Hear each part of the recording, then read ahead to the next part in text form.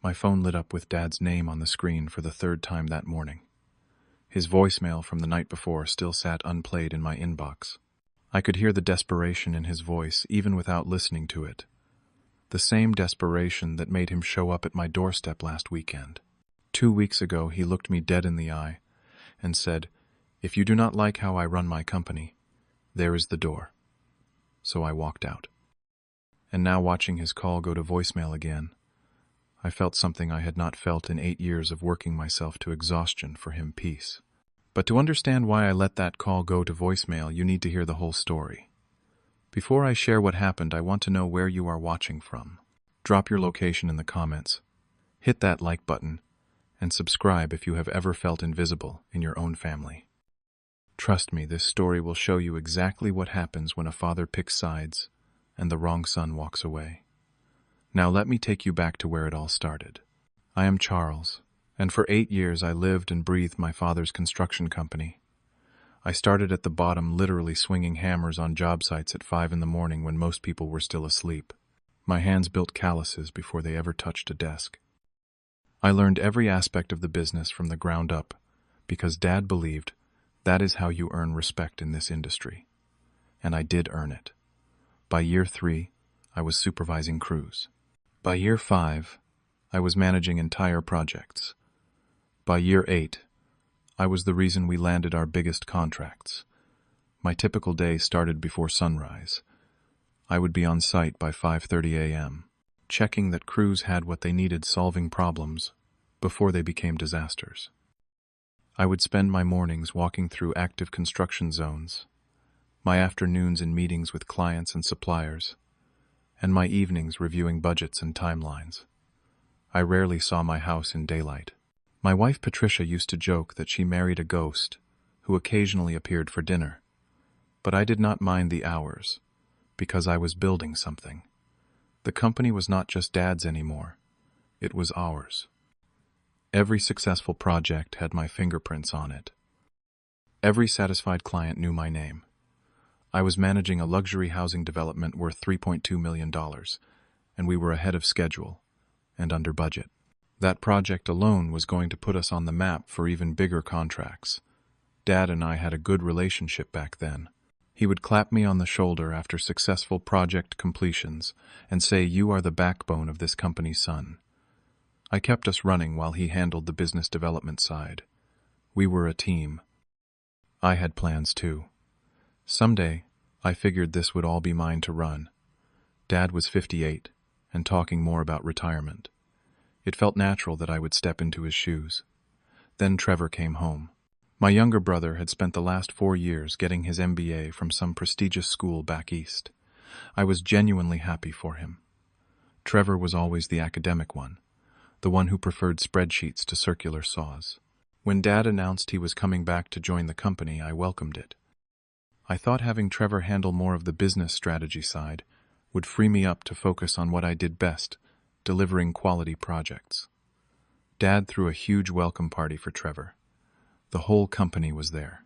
I stood in the crowd watching Dad give this speech about how proud he was, how Trevor was going to bring fresh energy and modern business practices to the company. I applauded along with everyone else. Trevor deserved recognition for his accomplishments. The first week, Trevor shadowed me. I showed him how we operated, introduced him to our key clients, walked him through our current projects. We spent hours in my truck, driving between job sites, while I explained the complexities of managing multiple builds simultaneously. Trevor listened and took notes. He asked good questions. I thought we were going to make a great team. Then things started shifting in ways I did not immediately recognize as problematic. During our weekly management meetings, Dad started asking Trevor for his opinion on every decision. "Trevor has a fresh perspective from business school," Dad would say, when I would present a solution I had used successfully for years. "Let us hear what Trevor thinks about this." At first I brushed it off. Trevor was new. Dad was excited. It would balance out. By week 3, Trevor had been moved into the corner office with windows overlooking the construction yard. I was still in the same cubicle I had occupied since being promoted to project manager 4 years earlier. When I asked Dad about it casually, he said Trevor needs proper space to strategize. He is going to be developing our long-term business plan. I swallowed my irritation and went back to work. My housing development project wrapped up right on schedule. We had saved 15% on projected costs through careful management and smart supplier negotiations. The clients were so impressed, they referred us to 3 other potential contracts. It was exactly the kind of win that usually meant recognition and maybe a bonus.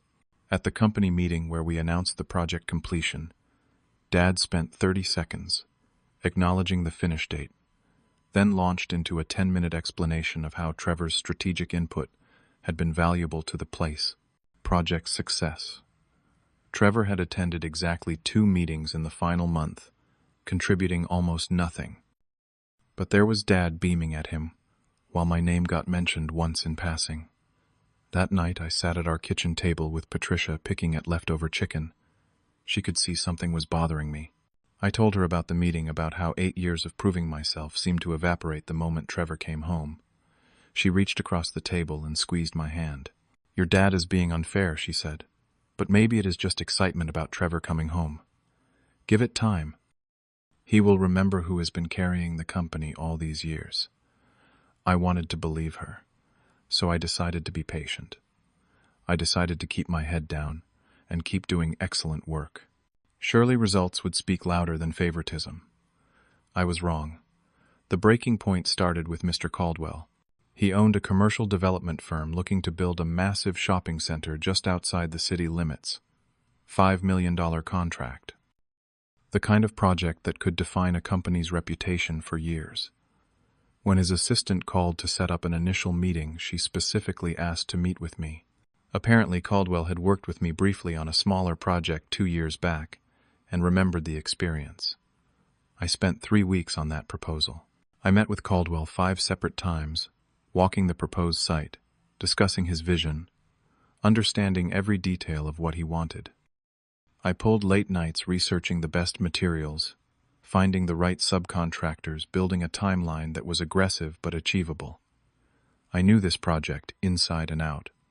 Caldwell and I had built a rapport. After our 5th meeting, he shook my hand and said, "Charles, I want you leading this. You understand what I am trying to build here." The day we were supposed to sign the contract, I arrived at the office to find Dad and Trevor already in the conference room. Dad called me in. "Sit down," he said. "I have some exciting news.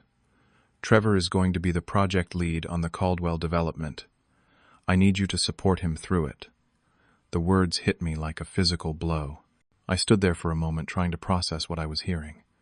"Dad," I said carefully, "Mr. Caldwell specifically asked for me to lead this. I have been working with him for weeks. He trusts me. I know this project." Dad held up his hand. "Trevor needs this opportunity to prove himself.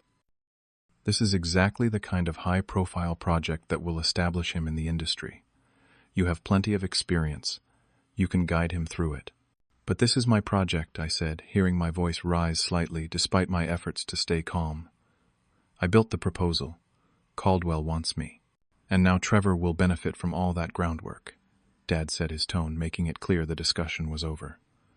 "You will support Trevor. That is final." I looked at Trevor sitting there silent. He would not meet my eyes. I wanted him to speak up to say this was not right, but he just stared at his hands. The betrayal of that silence cut deeper than Dad's decision. That afternoon we had the contract signing meeting with Caldwell. Trevor sat at the head of the table. I sat to the side, introduced as the supporting project manager. Caldwell looked confused, but professionally kept his reaction minimal. The meeting went poorly. Trevor used business school terminology that sounded impressive, but showed he did not understand actual construction.